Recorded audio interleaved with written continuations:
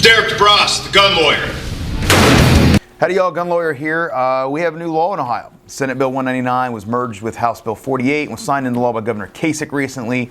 There's a few changes I want to go over in that law just briefly. That law, just so you know, takes effect 91 days after it was signed into law by Governor Kasich.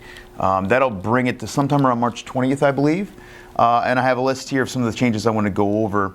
Now, if you're active duty military, you don't need a concealed handgun license in Ohio. Again, this applies only to handguns, just like our concealed handgun license in Ohio.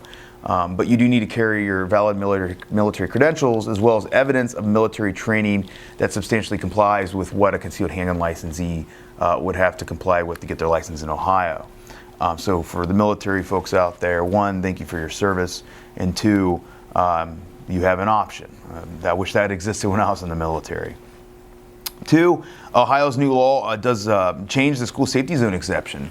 Presently, until this law takes effect, you have a concealed handgun license on you. You can carry a handgun into a school safety zone, like an elementary school, as long as you're in a motor vehicle in the process of dropping off or picking up a child. Now you can be anywhere on the premise as long as you do not leave the vehicle. And if you leave the vehicle, you can leave the handgun locked in that vehicle. So that's taking effect, and that's a huge change. It's a great change. I know that's always been a problem for a lot of people. I've got a lot of questions about that. People that work at the school, like janitors, they would have to park at the Walmart and walk to the school, that sort of thing. So just keep that in mind, that is a good change for us to have. Again, that only applies to handguns too, by the way. These changes apply to handguns only. Another change was that a handgun licensee can be in an unsecured part of the airport now without violating the law.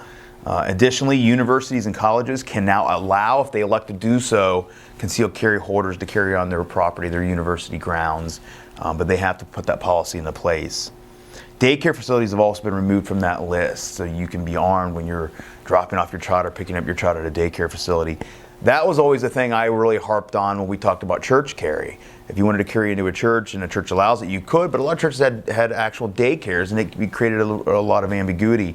That's going to dramatically decrease the cost for the churches that retain us to do liability services for them, because we don't have to separate the company from the daycare and the church now and have a lease between the two, because now it's not a prohibited place. It really does resolve a huge problem in the law.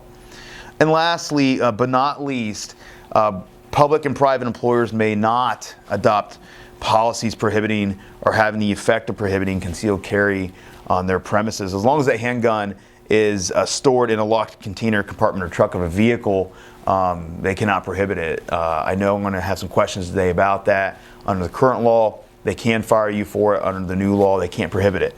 So keep those things in mind. So these are some good changes that have come. Finally, we got some cleanups, and hopefully we have some in the future. I know myself and some of my grassroots clients continually have a laundry list of things we want to do to make this law better. We'll keep fighting for you. So keep the questions coming and keep the support out there, and we'll keep doing our job and our business for you. Be safe out there and carry on.